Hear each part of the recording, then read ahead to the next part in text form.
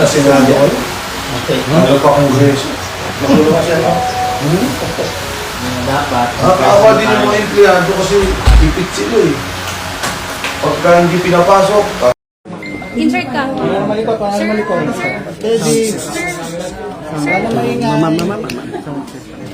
Sir, padaan lang po. Para share tayo, sir. Hindi makadaan eh. Sa likod, pwede rin. Give chance sa mga reporter. O staff. Yes, wait. Please, thank you. Guys, yuko lang tayo para give chance sa mga nasa likod. Okay, yuko na tayo lahat. Yuko lang po. Who will see this? Wait lang. Sige, Mars. Ito si let's organize tayo, boys. Okay na tayo? Okay na. Wait lang. Pakilagay nga to. Thank you po. First question po. Sir, are you ready po? Sir, ready na? Okay, roll. Rolling, sir? Ano po? Okay, first question pa. Hindi, may magbigay ko na. Statement muna. Statement po. Magandang umaga po sa inyong lahat. Naparito po kami sa Senado. Kasama po ang 18 na dating mga sundalo ng Republika ng Pilipinas sa dalawang kadahilanan. Una po ay gusto kong maklarify ang mga imbitasyon na natanggap namin. Pagkatapos po kasi ng Blue Ribbon Senate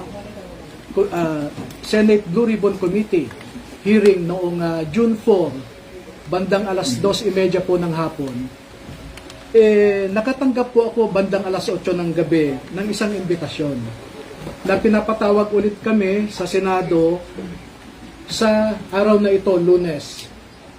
Nagkaproblema po ako dahil pagkatapos ng June 4 hearing ay nagsiuwian sa kanilang mga probinsya yung ibang mga sundalo at sinamahan din nila yung si Walter Manalansan para sa lamay ng kanyang kapatid na namatay noong umaga ng June 4 din, 2026. Kaya minarapat ko po na sumulat kay Senator Cayetano noong araw din na yon, noong gabing yon, no? So makikita din nyo dito ang in-email ko na sulat, June 4 din ang petsa, humihingi ng guidance kay Senate President Alan Cayetano. At bakit ko po in-address kay Senate President Alan Cayetano ang aking sulat? Despite the fact that some senators are claiming he is no longer the Senate President, I have here a video just 2 days ago na sinasabi ni Senator Erwin Tulfo na ang Senate President pa rin ay si Alan Cayetano. At pwede ko pong ipakita sa inyo yung kanyang video na sinasabi nga na si Senator Alan Cayetano pa rin ang presidente. Kaya ko po in-address sa kanya ang akin. Senator Cayetano is still the Senate President. Ay, sorry po ha. Senator Cayetano is still the Senate President. Because we don't have 13. It's against the law naman, di ba? For all the committees. Simula pa sa pro tempore, we cannot touch the Senate presidency because we don't have 13. This is what the law says. You have to have 13. Dahil po sa pahayag din ni Senator Erwin Tulfo na yan, na si Senate President Alan Cayetano pa rin ang Senate President. So I address my letter to Senator Alan Cayetano. At sumagot naman po si Senator Cayetano noong Sabado, no? At ang sabi niya rito, if I may read for your convenience the pertinent portion of the letter. Ang sabi po niya sa second paragraph, we must clarify, however, that the hearing purportedly set for 08 June 2026 was not authorized by this office, by Senator Pia Cayetano as committee person, chairperson, or by Senator Rodante Marcoleta. No? So, bakit ko po minarapat na magpunta rito para sana tanungin kay Senator Cayetano itong sulat niya. No? Dahil makikita po din nyo, hindi rin po itong rules ni Senator Robin. Ipapakita ko po sa inyo yung Section 17 ng Senate Resolution number 5 which was approved on August 9, 2010. No? At ang sinasabi dito, any invitation for a witness or any subpoena should be signed by the chairman of the committee and approved by the President of the Senate. Maliwanag po dito sa Section 17. Kaya po tiningnan ko itong impitasyon, makikita ninyo rito, wala pong pirma yung nagsasabi na siya yung chairman ng Blue Ribbon Committee, wala ring pirma yung Senate President, walang approval. Kaya dyan po kami naguguluhan. No? At bakit ko po nire-raise ito? Dahil naman po sa for our safety and security, no? And we are expecting the good senators to follow their own rules. Itong sinasite ko po na Senate Resolution number 5 provides for the rules governing inquiries in aid of legislation, no? Ito po yung resolution number 5. Okay? So, sana naman po ay sinunod ng sumulat sa amin yung sinasaad ng rules ng Senate. Kaya po kami nagpunta rito kay Senator Robin para mapaliwanagan din kami. No? Pangalawa po, sa totoo lamang ay we are worried but we are not scared that Mr. Erwin Tulfo, who claims to be the new chairman of the Senate Blue Ribbon Committee, is presiding over this investigation. Kasi po, inaakusahan siya, pero siya rin ang mag-iimbestiga at eventually, siya rin ang magdedesisyon. He is the accused or respondent, so to speak, but he is the investigator and the judge rolled into one. Sa isang demokrasya po ay na merong functioning judicial system ay hindi nyo po makikita yung kanyang pangyayari. Na kung sino pa yung akusado, siya pa ang mag-iimbestiga at siya pa ang magdedesisyon kung sino ang nagsisinungaling at kung sino ang nagsasabi ng totoo. And of course, by human nature, we don't expect Mr. Erwin Tulfo to admit his guilt. And therefore, by human nature also, it is predictable that he will cite all of us as liars. And pursuant to his power as chairman of the committee, and that is debatable, he can cite us in contempt, he can punish us, and he can send us to jail. And for these purposes po, I will cite to you Section 18 po of the same Senate Resolution number 5. Nakalagay po dito, 18, no? Contempt. Contempt. Makikita nyo dito, ang sinasabi,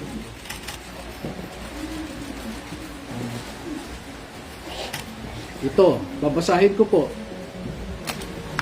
The chairman, with the concurrence of at least one member, may punish or cite in contempt any witness before the committee who disobeys any order of the committee or refuses to be sworn or to testify or to answer a proper question by the committee or any of its members or testifies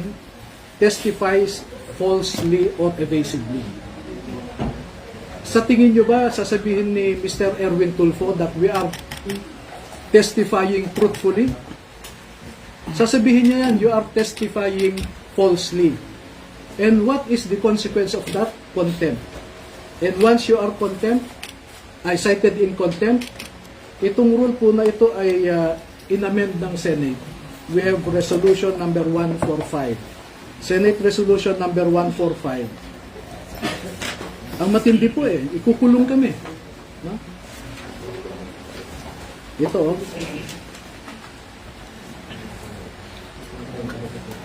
a contempt of the committee shall be deemed a contempt of the Senate. Such witness may be ordered by the committee to be detained in such place as it may designate. No? Pwede nila kaming ipadala sa Pasay City Jail. No? That is the danger. No? Give me few minutes na lang. So yun po ang, having said all of those, this is our humble request to the members and leadership of the Senate of the Republic of the Philippines. First message, we should observe rule of law. We should observe your own Senate rules. If you do not follow your own rules, how can you expect us, non-senators, to obey your rules? Second, we humbly ask, we respectfully ask the members and the leadership of the Senate of the Republic of the Philippines to observe statesmanship, not brinkmanship. No? We observe delicadeza. Delicadeza is addressed to the senses of the senators who were named in the affidavit of the 18 former soldiers. Hindi po pwede sa isang demokrasya na kung sino pa yung inaakusahan ay siya pa ang mag-iimbestiga at siya ang magdedesisyon kung sino ang nagsasabi ng totoo o hindi. Ito na lamang po ang panghuli na mensahe ko sa ngayon naman ay kay Senator Robin Padilla na isang membro ng Blue Ribbon Committee na pinamumunuan ni Senator Pia Cayetano at ang subcommittee chairman na si Senator Redante Marcoleta. Na hinanap po namin sila ay wala sila ngayon, kaya bilang membro ng Blue Ribbon, sa kanya ko ihahatid ang aking mensahe. Magsusumite po kami kay Senator Robin Padilla ng pangalan ng 14 na mga dating Marines at dating empleyado rin ni Ginoong Zaldico na nagtrabaho at natawag ding basurero na nagde-deliver din ng pera sa iba't ibang mga personalidad. At ang pangalan ng 14 na ito ay isusumite ko kay Senator Robin Padilla at siya na po ang bahalang mag-submit sa kanyang committee. No? At itong 14 po na ito ay handa silang tumalima sa anumang sabpina o imbitasyon po na manggagaling sa Senado para magbigay din ng kanilang nalalaman tungkol sa pagde-deliver ng mga maleta na ito. So, nailabas na po namin ang 18, ipapaimbita namin ang 14 pa, at kung hindi pa ho kayo kontento, ay meron pa pong 7 na handang magtestigo rin. Ihuhuli ko lamang po yung 7 dahil nasa isang maselan silang kalagayan na kung sa tingin ko makumbinsi naman ang ating mga mamamayan ay sapat na po yun. So yan lamang po at maraming salamat sa inyong lahat. Sir, to clarify, after po this press, pupunta po ba kayo sa Yes. Sir, do you want Senator Erwin to inhibit? By rules of decency, he should. What would you request, sir, sa hearing mamaya na mag-inhibit siya? Well, we will manifest what I said to you earlier, that we should observe statesmanship. No? Pangit naman yung ikaw na yung nireklamo, ikaw pa mag-imbestiga, ikaw pa ang maging huwes. You mentioned earlier you expect them to cite the witnesses in contempt, sir? Well, if you look at the rules, no, it says there that if you falsely testify, you can be cited in contempt. Now, if the former soldiers will affirm and confirm what they stated in their affidavit, what would be the response of Mr. Erwin Tulfo and other legislators similarly situated? Sasabihin ba niya, nagsasabi kayo ng totoo? Hindi po. Ang sasabihin niya, nagsisinungaling kayo. Ngayon pa nga lang, hindi pa kami nagpakita, sinabi na niya na nagsisinungaling kayo. At kung sinabi niyang nagsisinungaling kami, ano po ang consequence niyon? Binasa ko po sa inyo ang Section 18 ng Senate Resolution number 5 as amended by Senate Resolution number 145 dated February 13, 2013. So wala kaming ibang patutunguhan kundi kulong po eh. And that is why the logic of our request, the reason, the basis for our request is for him to recuse himself, to inhibit and let those who were not named in the affidavit to preside over the investigation. Pero he can participate, sir, si Senator Erwin. Yes, we Basta wag welcome. lang chair. Yes, yes. Si And, Senator, sorry sir, Senator Robby, may sinabi ko kasi si Senator Erwin sa baba. Pinatatanong po sa inyo kung sasamahan niyo po ang naging sa Kung ano ang nais ng aking mga bisita, yun ang mangyayari. Pero hindi ako uupo dun sa consultative meeting nila. And sir, Kulang ako may sa po, tabi ninyo. Dahil po, we will not Doon ako oblige we will not oblige Senator Padilla to accompany us. We can go there on our own. I want to impress upon you, dear media members, that we are acting on our own. We are not upon the dictates of anyone. And let me respond to 3 serious allegations coming from so-called high government officials. Number 1, sinabi ni NBI Director Matibag doon na peke daw ang mga ito. Hindi raw sila dating mga sundalo. Okay? Yun ang allegation niya ngayon. Pero hindi ba stop ang grupo niya? Ito, basahin ko yung natanggap kong investigasyon. Nakalagay dito. We invite Attorney Baligot and the former enlisted personnel of the Philippine military.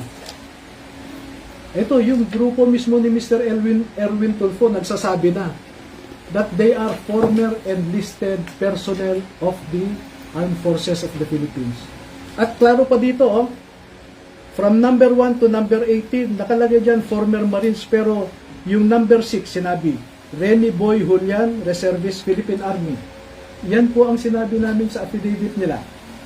Sa number 13, nakalagay dito, Romel C. Galapon, Philippine Army. Yan din po ang sinabi namin sa affidavit nila. No? Number 2,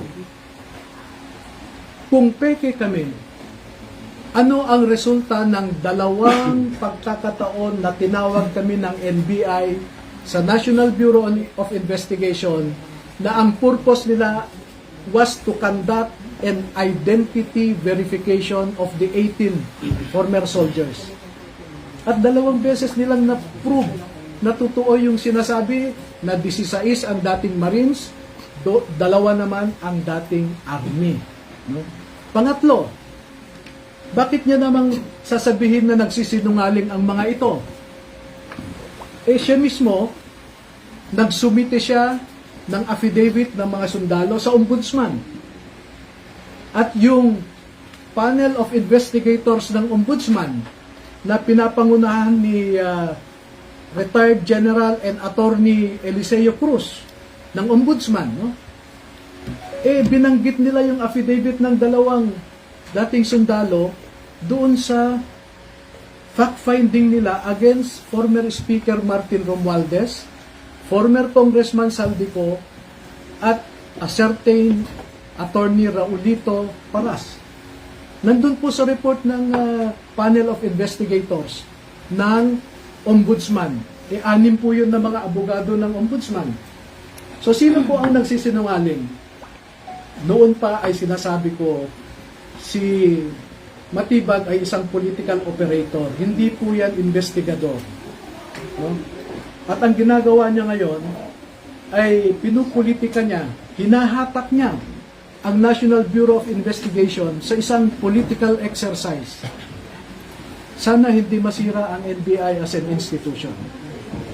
O, pangalawa, narinig namin kanina, nagmo-monitor ako na ang sabi ni Senator Erwin Tulfo ay bogus daw ang mga ito.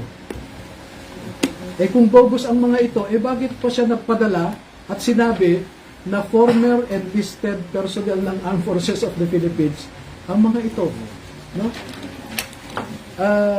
I think there is duplicity in the words of coming from the mouth of Mr. Erwin Tulfo. Attorney, ano masasabi niyo doon sa binabanggit ng NBI na may inconsistencies doon sa naisubmit sa ombudsman doon sa naging testimonya na nasa Senado noong Huwebes? Naku po, sabi ko nga, sabihin niya yung inconsistencies, no? And by the way, halimbawa sir, yung binabanggit nila, nakalagay dun sa original na affidavit ng 18 na may mga pulis na namburiki dun sa maleta. Pero dun sa ombudsman, nakalagay na lang dun na may mga pulis na tumulong para mag-deliver ng mga maleta na wala na yung paborito na. Alam nyo, ganito, ang pagbasehan po ninyo sana ay yung pirmado at notaryado na affidavit ng mga ito. Kasi may mga kumalat na may mga nagdagdag o may nagbago at ibinibintang nila sa amin yun. Eh dapat nga makasuhan yan si Matibag kung saan niya kinuha yung peke na affidavit na yan eh. He relies on a fake document and puts the blame on us. Anong klaseng investigador yan? Nevertheless, as I said earlier, no less than the panel of investigators of the Office of the Ombudsman lent credence to the allegations of the 18 Marines. So how about the hearings na kasama daw po si Senator Loren Legarda dun sa affidavit? And Hindi in-expound nung last week. Eh, dapat sada kasi nag-attend sila ng Senate Blue Ribbon Committee hearing para sila ang nagtanong.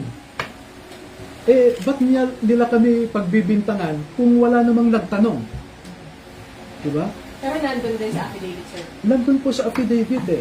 Nag-deliver din po kay Sen. Loren at kay Sen. Mark. Sa, Hindi po nila binabawi yung sinabi nila na nag-deliver sila, pinasend Loren o kami po ay kwan, no? Let me clear this out with you now. Noong in-interview ako sa, I think it's the group of Ed Lingaw, no? Merong babae doon na kwan eh. She was not interviewing but rather anyway,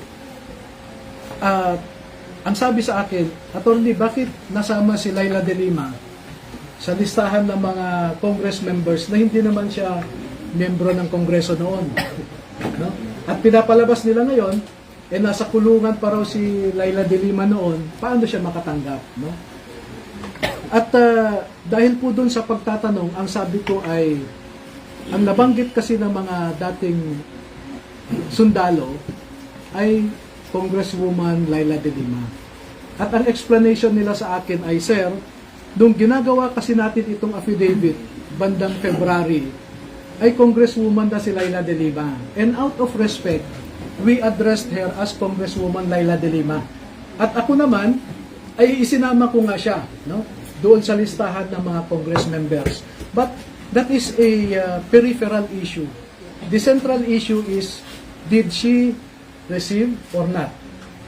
And minemaintain po sila, minemaintain nila na nakatanggap sila. How about sila Senator Loren and Senator Mark Villar? Ano po yung nakalagay po sa affidavit? Okay, ganun po, no? Noong in-interview ako nila Ed Lingaw, sometime first week of March yan. So, pinatawag ko sila lahat, no? Sabi ko, klaruhin nga natin ito. Bakit nyo nasabing Congresswoman Laila de Lima? So, in-explain nila. At dahil hindi ako nakontento, pwede bang isa-isahin natin ang bawat pangalan na binanggit ninyo? So, ilang araw po kaming nag-review, no? O, sabi nyo, ikaw, Tube, sabi nyo ganito. I-confirm nyo sa akin. So, mahabang proseso, no? Meron pong, at ito, with all sincerity, we are man enough to admit a mistake and brave enough to correct it. Okay? Doon po kay Senator Villar, sabi nyo, no? Wala pong pinabago doon. As is po yan. No? Kay Senator Chis Escudero, kasi siya yung minority yata noon, no? Si Mark, si Senator Loren ang magkakasama sa majority. Magkakasama sila Tulfo noon, no? Tinanong po kay Chis Escudero. So, ang nangyari po ay, Sir, meron pa kaming hindi na ibigay sa iyo na picture eh. So, nagbigay sila ng mga pictures, no? Na doon mismo sa bahay ni Senator Chis, no? So, remember, this happened in March, yung pag-review namin. March, ano pong year? 2026. Oh, March. No?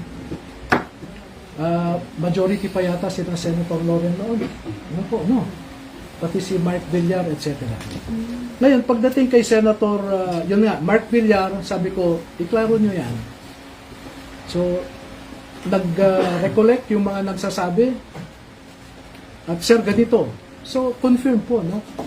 At pagdating naman kay maraming proseso yan, pagdating kay Senator Loren, nag-usap sila same process. So, merong si Orbilio at saka si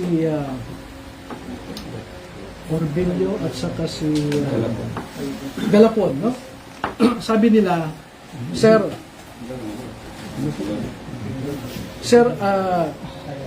ito po yung recollection namin sa nangyari kay Senator Loren. Pagdating ng convoy namin doon, and this I distinctly remember, and as I said, I already rectified it. No? Pagdating namin doon, unang sasakyan, yung sasakyan ni Saldico, sabi nila, back up kami. Paghinto namin sa gate nung number 40 Cambridge Street, maalala pa namin yung gate ay gawa ng kahoy, sabi nila eh. Gawa ng kahoy. Pag hinto ng sasakyan ni Saldico sa tapat ng gate, pagbaba niya sa sasakyan ay nagbukas yung gate. Pumasok kaagad si Saldico doon. Tapos nagsara din. So sabi, Sir, maalala namin, walang ibang nakapasok sa amin. Maski si Mark Tiksay, hindi siya nakapasok kasi naisara ulit ang gate. Pero maalala namin, Sir, na si Mark Tiksay, inutusan kami na magbaba ng 2 maleta. No? Pagbaba ng 2 maleta galing sa backup ay ibinigay nila kay Mark Tiksay. And then maya-maya lamang, Sir, ay napansin namin lumabas na si Boss Saldi, sumakay na sa sasakyan at umalis na kami. So ang maalala namin, Sir, with due respect, pasensya na, sabi, wala kaming nakitang maleta na nakapasok doon sa gate.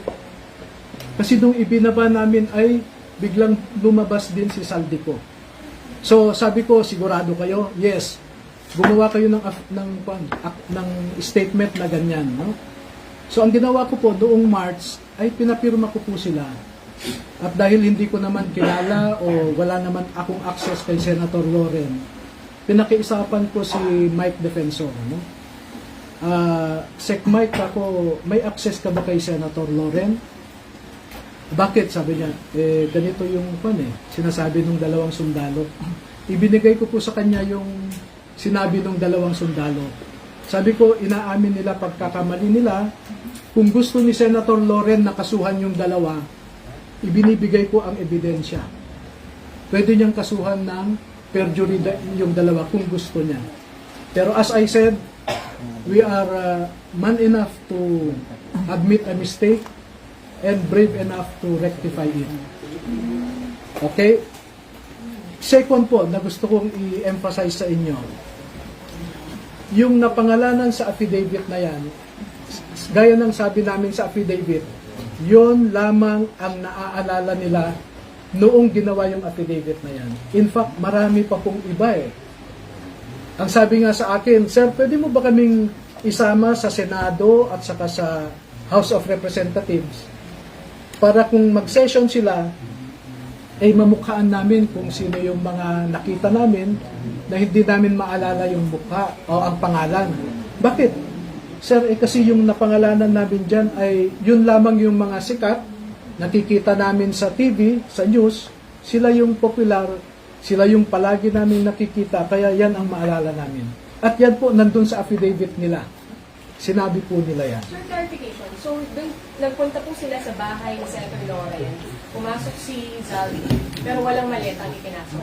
Yun nga po ang recollection nila after, no, noong March. Oo, na, Sir, naalala namin, paghinto ng sasakyan, bumaba si Boss Saldi, bumukas na rin yung gate.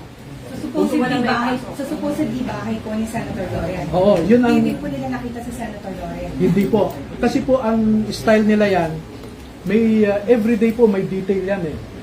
Kung ano yung assignment nila, kung ano yung lakad, no? So, pwede ko ngang ipakita sa inyo na sa oras na ito, pupunta si Saldico dito. So, may schedule sila. Bakit po ngayon lang nagkakaroon ng correction? Bakit ngayon lang po? Hindi, March po yun. March pa? After nung interview, Pinakorek. after nung interview kay Ed Lingaw. Pero hindi pa nababago sir yung affidavit ninyo sa ombudsman kasi nandun pa rin Hindi pa namin, Senator Loren Legarda sa yes, ombudsman. totoo po yan. Hindi namin. Kaya ang sabi ko nga, pakibigay ito kay Senator Loren, kapo kay Mike Defensor, para kung sa tingin niya agrabyado siya, ito yung pag-amin ng dalawa, kapo. At pwede niyang gamitin ito to... Would you submit sa ombudsman, sir, ng pag-rectify dun sa pangalan niya? Hindi ko pa po sinasubmit. Pinabayaan ko lang muna. And I will let Senator Loren take whatever legal action she deems proper to vindicate herself also. Nakausap niyo na po si Senator Loren about this? Hindi Bago po. pa po yung nangyaring Thursday na pagharap po nila sa plenary? Ay, hindi po. Never, wala akong access, wala akong contact. Ang maalala ko lang, after the Senate Blue Ribbon Committee last June 4, ay lumapit po siya sa mga sundalo, no? At nakipagkamayata siya. Sir, yung kay Sen. Mark Villar, siya mismo nakatanggap ng maleta. Ah, Doon walang correction. Wala po eh. Kung ano yung nandun, kasi pinareview ko bawat isa po doon, bawat paragraph, bawat pangalan na binanggit, pinaulit ko po sa kanila. Ulitin nyo yan, sabi ko. So far, ang correction nila, number 1, kay Laila de Lima, sir, sabi niya, nasabi namin congresswoman kasi out of respect. Pero nakatanggap. Pero nakatanggap siya. At Kailan yun? syempre, nung nakalabas na siya sa kulungan, no? Kasi, pag may meeting sa Unit 8 Townhouse sa Forest Park, at ang pinag-uusapan ay tungkol sa ICC, dumarating po si Congresswoman Laila de Lima. At hindi lang naman po isang beses yan eh. And as I said, pag lumabas po, pag inimbitahan ng Blue Ribbon yung 14 na bagong mga testigo, kung mamarapatin ng Senado na imbitahan sila, ay magkukwento pa po sila kung ano yung nalalaman nila. Kasi marami pong marami pong detalye na hindi ko sinama sa affidavit nila. Bakit? Kasi ang sa akin noon, I just wanted to reveal enough information to warrant an investigation. No? At pag nagkaroon ng investigation, sabi ko, doon nyo ilalabas lahat ng gusto nyong sabihin. At true enough, nakatanggap ako ng invitasyon sa Office of the Ombudsman. No? Mag-uumpisa kami sa June 11. Iisa-isahin po nila ang 18. I-interviewin sila ng mga abogado ng Ombudsman, yung panel of investigators. At doon po nila ibabahagi lahat na ng informasyon na alam nila. Nung Senate hearing nga sa yung Blue Ribbon po na nakaraan, may mga lumabas po doon na gusto sana namin, hindi mo na lumabas pero hindi nila naiwasan na maikwento, no, yung iba. So, sa June 11 na po yung pag-rectify dun sa mga naunang na-submit doon. Most likely, mga nila. Pagka tinawag po sila, kasi may schedule, no, sa June 11 in the morning si Buduan, no? Sa June 15 si Esquivel. Hindi sila sabay-sabay. Hindi po, isa-isa po yan. Okay, June 11 si Buduan. Sa June 15 si Taberdo sa umaga, si Tube sa hapon. Sa June 16 si Esquivel sa umaga, si Navidad sa hapon. So, dire-diretso na po yan, no? Sir, sorry. Clarification. Yung kay Sen. Mark, siya mismo ang tumanggap. Any details ba? Ay, hindi po sinabi na si Senator Mark mismo. Pero ang nakita nila, bumaba sila, nagbaba ng maleta at naipasok yata sa gate. No? Ng bahay ni Yung address na yun. Saan address?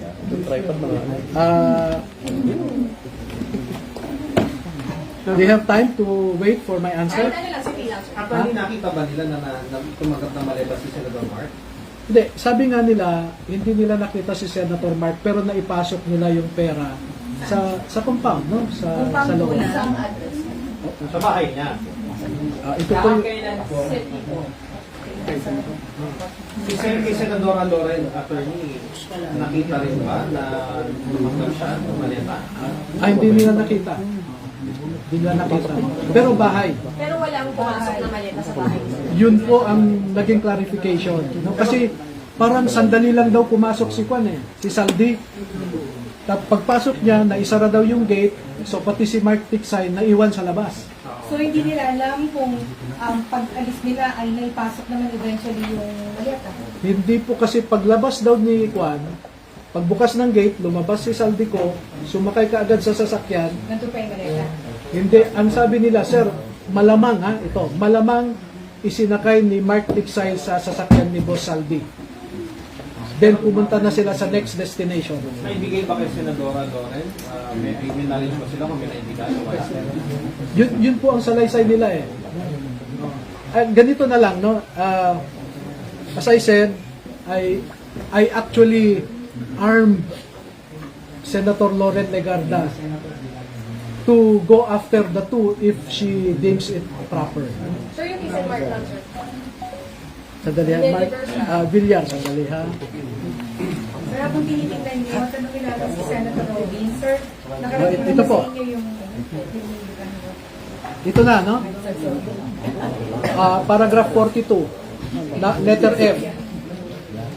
Kami, Orbilio, Bobares at iba pa, kasama si John Paul Estrada at Saldico, ay nag-deliver ng 7 medium-sized maleta kay dating Senator at DPWH Secretary Mark Villar noong 2022 sa kanyang bahay sa Portofino South, Bielia Street, Daang Hari, Las Piñas. Nakita nila, sir, na tinanggap mismo ni Senator Mark? Wala po silang sinabi na ganon, basta pinadala nila sa address na yon. At pagdating po ng masusing pagtatanong ng panel of investigators ng ombudsman, ay dyan po nila maging official na sabihin kung nakita nila o hindi. Pero naipasok, sir, yung maleta dun sa compound. I think so. Pero kay Senadora Loren, hindi. Wala sila nakita. Hindi nila nakita na nakapasok sa gate Kasi yun yung what they clearly recalled was that pagbaba ni Saldico, nagbukas ang gate, pumasok siya, sinara din yung gate daw. So, pati si Mark Tiksay, na usually sumasama sa kanya, naiwan sa labas. Sa reaction po, mamaya magsasampa daw ng libel charges si Senator Eddie Tulfo sa Pasay City Court. Wala pong problema. We expect all of this. Pero attorney ngayon, kung anumang Blue Ribbon Committee ang gagawa ng hearing, pupunta po lahat. Opo. For the record po. Yes. Thank you, sir. Thank you. Maraming salamat. Tayo. Salamat naman hindi ako. Assistant ko rito. Pero pwede po. Kahit mo na lang na. Kuya Edwin.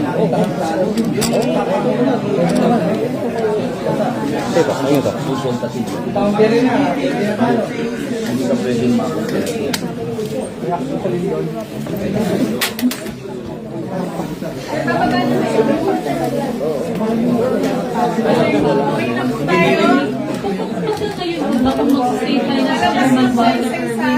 Ayaw niyo pumunta sa hearing. Parang condition po ba na dapat member lang ng committee si Senator Mark for you to participate sa hearing? O okay lang kay Chairman? Okay lang, kung mag-chair siya, discretion niya yun. No? Pero as I said, being public officers, no? He should observe decency, fairness, and he should be a statesman. That's what our country needs, statesmanship. Pero pupunta po kayo, sir, today sa hanggang Dadaan ako. Unfortunately, ito, liwanagin ko, narinig ko yung sinabi ni Senator Kiko Pangilinan kanina, that proceeding now is not actually a proceeding of the Senate Blue Ribbon Committee, but a consultative meeting of the members of the Senate. No? So, pwede kaming pumunta, Pwede rin hindi.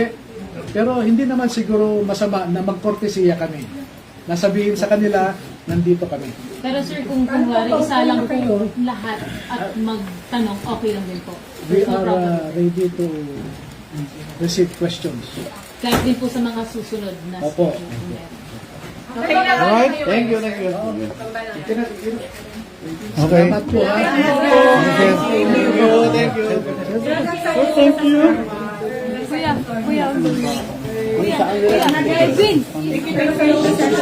Thank you na po. Thank you po. Ba't nandito sila sa Senate? Guys, okay na tayo. Pagdating sa session, Hindi ako upo. Hindi naman ako kasama doon sa... Hindi naman ako miyembro. Wala pa kang miyembro. Hanggang ngayon, wala pa naman miyembro. Alright? Ano guys? Okay, tara na po. Okay na. Marami na. Lunch time na. Okay na tayo, sir. Oh, break time na, break time. Thank you po. Lunch time na. Alin. Maraming salamat. Ay, yes, sir. Ako.